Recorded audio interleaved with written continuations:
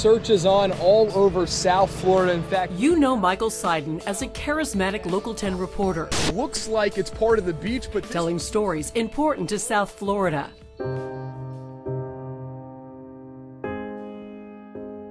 But Michael and his wife Jessica are also new parents with their own story to tell about little Bennett.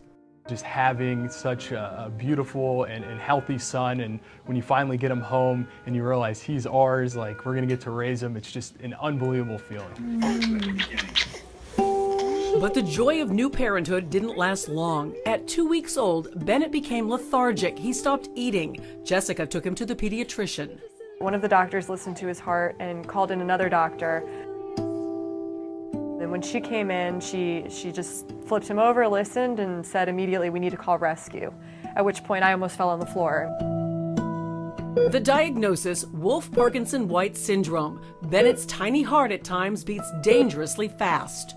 WPW, or Wolff-Parkinson-White syndrome, is a congenital cardiac anomaly that involves the electrical system of the heart. You're gonna have no privacy. Basically, Bennett has extra wiring in his heart that causes a rapid heart rate. He comes here to Nicholas Children's Hospital for treatment and monitoring. Hey, good job, bud. Sometimes the problem will go away on its own, but if it doesn't, a simple laser procedure called ablation can fix it when Bennett's a little bigger. Okay. As a parent, it's the most stressful thing, and like I said, it's very scary because this is something that wasn't even on our radar. Even though Bennett's been in the hospital already 4 times, the Seidens still feel lucky. They know what Bennett has, and they know it can be fixed. Some other families don't find out until it's too late.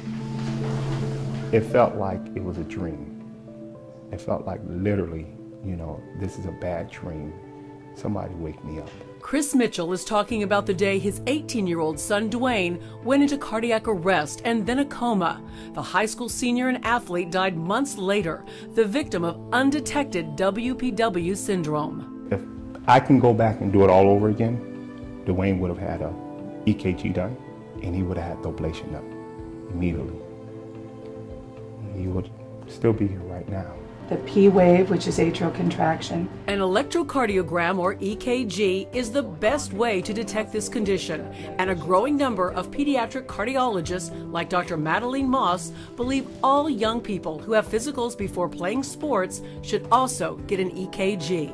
It's simple, there are no side effects and no pain involved, and it can be life-saving. It's a message that both the Mitchells and the Seidens want all parents to hear. For us, if a life is saved, if another family doesn't have to go through what we've gone through, it means the world to us. It's so simple, an EKG, and we just thought we've got to do this story because if this just saves one life, it's obviously well worth it. In Miami with Bennett's story, I'm Christy Kruger, Local 10 News.